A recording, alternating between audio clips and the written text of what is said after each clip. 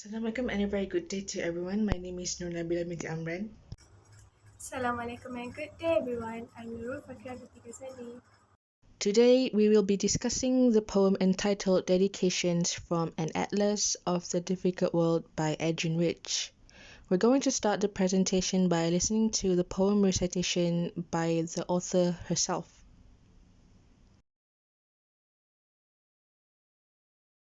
I know you are reading this poem late before leaving your office, of the one intense yellow lamp spot and the darkening window, in the lassitude of a building faded to quiet long after rush hour. I know you are reading this poem standing up in a bookstore far from the ocean on a gray day of early spring, faint flakes driven across the plain's enormous spaces around you. I know you are reading this poem in a room where too much has happened for you to bear, where the bedclothes lie in stagnant coils on the bed, and the open valise speaks of flight, but you cannot leave yet. I know you are reading this poem as the underground train loses momentum, and before running up the stairs toward a new kind of love your life has never allowed. I know you are reading this poem by the light of the television screen, where soundless images jerk and slide while you wait for the newscast from the Intifada. I know you are reading this poem in a waiting room of eyes met and unmeeting, of identity with strangers. I know you are reading this poem by fluorescent light, in the boredom and fatigue of the young who are counted out, count themselves out at too early an age. I know you are reading this poem through your failing sight, the thick lens enlarging these letters beyond all meaning, yet you read on because even the alphabet is precious. I know you are reading this poem as you pace beside the stove, warming milk, a crying child on your shoulder, a book in your hand, because life is short and you too are thirsty. I know you are reading this poem which is not in your language, guessing at some words while others keep you reading, and I want to know which words they are. I know you are reading this poem, listening for something, torn between bitterness and hope, turning back once again to the task you cannot refuse. I know you are reading this poem because there is nothing else left to read, there where you have landed, stripped as you are. Thank you. Adrienne Rich was born in Baltimore, Maryland on May 16, 1929. She attended Radcliffe College, graduating in 1951, and was selected by W. H. Auden for the Yale Series of Younger Poets Prize for A Changed World that same year. In 1953, she married Harvard University economist Alfred Conrad. 2 years later, she published her second volume of poetry, The Diamond Cutters. Throughout the 1960s, she wrote several collections, including snapshots of her daughter-in-law and leaflets. The content of her work became increasingly confrontational, exploring such themes as women's role in society, racism, and the Vietnam War. The style of these poems also reveals a shift from careful metric patterns to free verse. In 1970, Rich left her husband, who committed suicide later that year. It was in 1973, in the midst of the feminist and civil rights movements, the Vietnam War, and her own personal distress, that Rich wrote Diving into the Wrecked, a collection of exploratory and often angry poems which garnered her the National Book Award in 1974. Rich went on to publish numerous poetry collections, and these are the list of her works. In addition to her poetry, Rich also wrote several books of non-fiction prose, including Arts of the Possible, essays and conversation, and what is found there, notebooks on poetry and politics. Rich received the Bollingham Prize, the London Lifetime Achievement Award, the Academy of American Poets Fellowship, the Ruth Lilly Poetry Prize, the Lionel Marshall Poetry Prize, the National Book Award, and the MacArthur Fellowship, and she was also a former Chancellor of the Academy of American Poets. In 1997, she refused the National Medal of Arts. The same year, Rich was awarded the Academy of American Poets Wallace Stevens Award for outstanding and proven mastery in the art of poetry. She died on March 27, 2012 at the age of 82.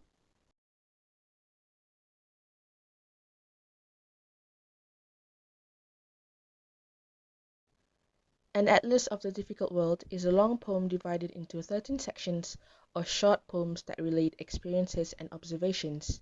The sections are of varying length and are identified only by Roman numerals, except for the seventh and the final ones, parenthetically titled The Dream Side and Dedications, which is the poem that we are discussing right now. Although in a poem, the persona or poetic voice is often an assumed identity, Adrienne's poetic journey is enriched by personal images and observations.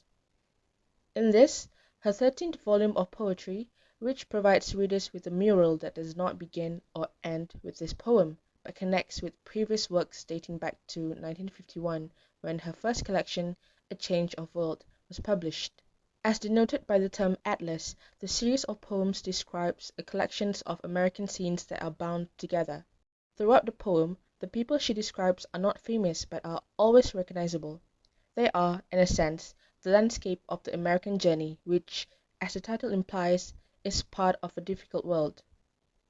In her 13-section poem, Adrienne Rich portrays an America of devastation and longing. The first 12 sections chart the geography of American history, traversing the country from California to Vermont, as well as a geography of human empowerment. In particular, Rich interrogates national identity and patriotism when horrific events exemplify your country's moment. In the 13th section, which is the dedication poem, Rich turns directly to the reader. I know you are reading this poem late before leaving your office, of the one intense yellow lamp spot and the darkening window. She evokes the image of feeble light against growing darkness throughout the poem. An atlas of the difficult world is anchored in grievance and anger over the loss of life in the Gulf War, but Rich's treatment of division and helplessness is timeless. She repeats, I know you are reading this poem 12 times, as though to represent the 12 sections of the poem that come before this one. She speaks to different individuals, a mother, a child, an immigrant, and, by directly summoning them as readers, acknowledges their struggles. Dedication becomes a microcosm of the larger poem itself, a cross-section of the country's people.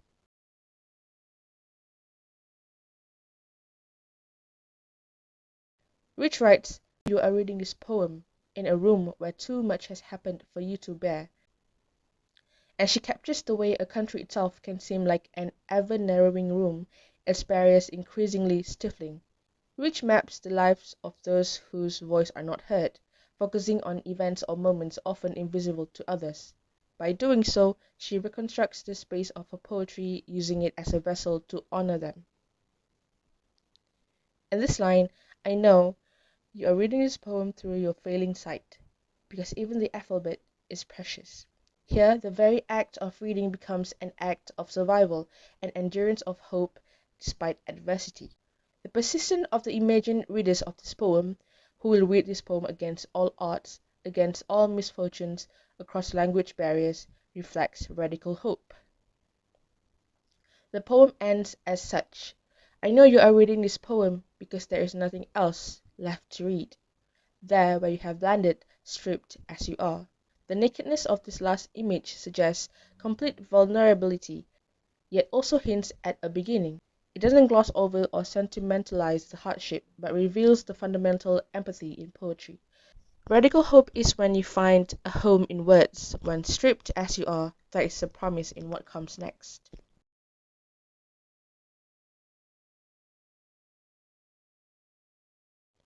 Rich boldly proclaims I know you to 12 types of readers in dedications. She strives to isolate the reader as a way of asserting her intense connection with the authentic readers who approach her work. She is acutely aware that the idyllic poetry readers are not real. She goes even further to imply that even if these readers do exist, they are not the ones to whom she is writing. She does not include in her catalogue of readership anyone that would seem typical. She invades the reader's personal space, making it impossible for him or her to dismiss the work as nothing more than words on a page. According to Rich, all readers are stripped and listening for something.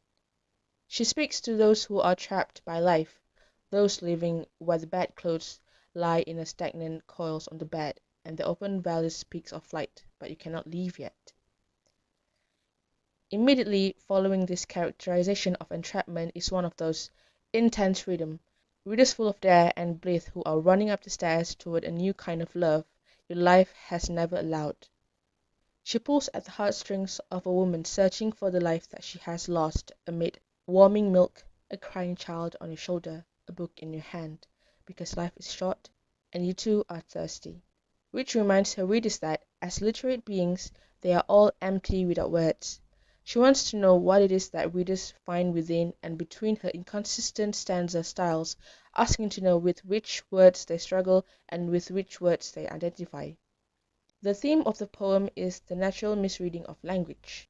As a reader, she states, you are turning back once again to the task you cannot refuse, not daring to dismiss her words, yet striving for self-assuredness that you can stand without them.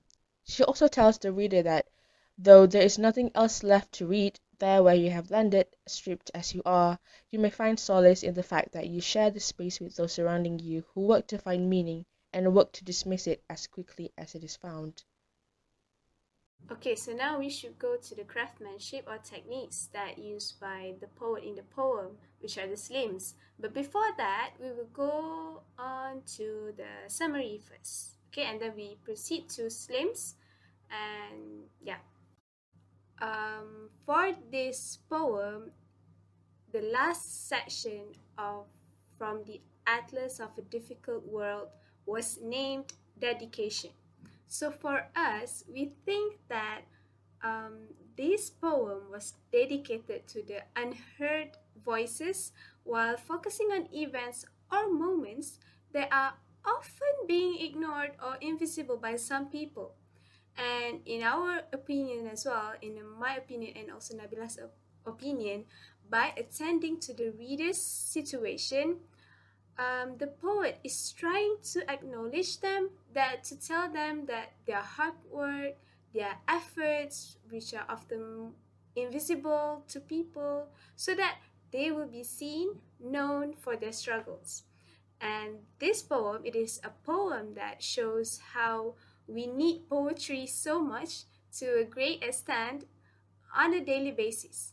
So we found it interesting because sometimes we often think that poetry is a special entity and it's not something or some pieces of work that you will read no matter whoever you are, where you are.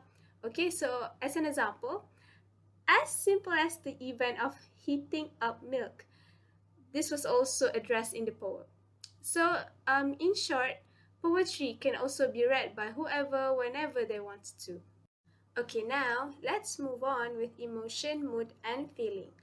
Mood evokes emotional responses in readers, and mood also helps to establish an emotional connection between a piece of literature and its audience.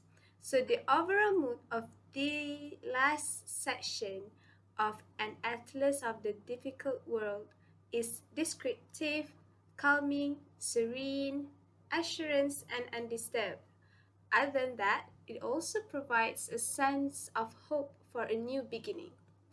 According to the Atlantic.com, as a whole, 13 section, this poem lingers around the mood of grief and anger over the loss of life in the Gulf War. But in the last section, which is the dedication, the poet was addressing its readers, which is to tell them that they are also heard, So it does provide a little bit sense of hope and assurance kind of mood. Alright, so now let's move on to the structure. Okay, so how does this poem was structured? Okay, so this poem is an unstructured free verse poem. This poem is a bit lengthy. It has 41 lines. And for me, I think that each group of lines were especially dedicated to a different target audience, but I can only identify some of them. Okay, as an example, at line 25, um, it is intended for senior citizens, older people, or even people who are losing their eyesight. And because it has the keyword like losing your failing eyesight, the thick lens enlarging these letters. Okay, so we assume that this group of poem, this part of the poem was intended to the older people or the senior citizens. And at the line of 29, it is meant for mothers, people who are busy taking care of children. Because in that line, a group of line, it was said that I know you're reading this poem as you pace beside the stove warming milk, a crying child on your shoulder, and a book in your hand. Okay, so it may mean for someone who is busy taking care of children, mothers, despite of the hecticness of their world, but they still make time to read the poem. So the poets are addressing these people who are often being invisible to some. Okay, so about the language, I think that the poet was doing a great job by using vivid, clear words for this section because there's a lot of frequency words. Only a few bombastic words or uncommon words are used, and the words, the phrases used were also meant to describe specifically the potential or target people who will be reading this poem. The language used, the words used, the phrases used were to describe the readers in a way that is comprehensible and real to most of the readers. And one of the most interesting part in this poem is that it uses the second person pronoun, which is you.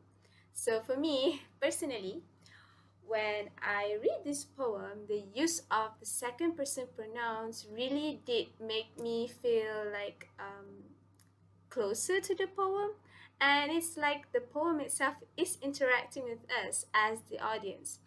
And we would have imagined that the target participants, such as the mothers, could relate to and they could even answer the quote from the poet who acknowledged them by saying, I know you are reading this poem. And we would have imagined that they will answer like, yes, I am. Okay, can you get it? Am I making sense? Okay, so in short, the language used in this poem provides, for me, it provides a sense of community. It is easy to comprehend, so that is why it is what it is. And each line gave us a picture in mind, showing that it is described specifically and beautifully. Okay, so there are lots of imageries in this poem, such as visual imagery, auditory imagery, kinesthetic imagery.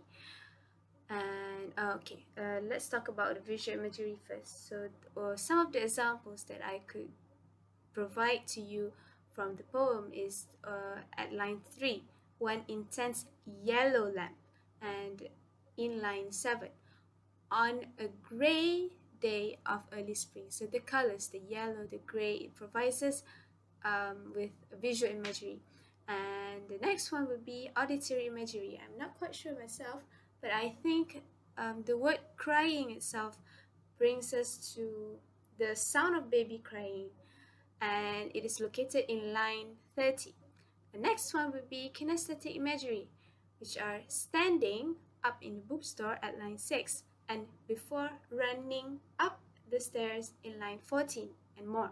Okay, so one of the metaphor that I could identify here is bedclothes lie in stagnant coils on the bed. So I think this is a metaphor because the bedclothes lie in a shape of stagnant coils on the bed. Okay, so that's what I think. And the next one would be personification, which are soundless images, the soundless image, and the images jerk and slide. Okay, so images don't jerk and slide, right? Okay, so those are the personification. And lastly, the repetition of I know you are reading this poem. So according to theatlantic.com as well, the phrases were repeated 12 times in the last section because it represents all of the 12 section before this last section, which is the 13th section. Okay, so this was repeated 12 times in the 13th section, which is the dedication, which is this poem that we are analyzing now. Okay, now let's move on with the movement of the poem.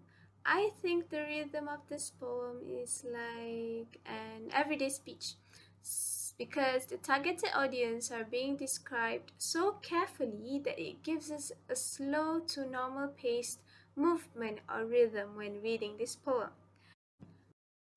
Lastly, the sounds. So this poem does not rhyme. It does not have any significant sound features. It's not musical. And yeah, now let's move on with the alliteration. So some of the alliteration used, which are has happened, the h sound in line 10, and also standing up in the bookstore far from the ocean, far from the first sound in line 6, and the next one will be the thick lens enlarging these letters beyond all meaning, yet you read on even the alphabet is precious in line 26. And the next one will be the assonance, which are the S sound, the at, too early, and H in line 25.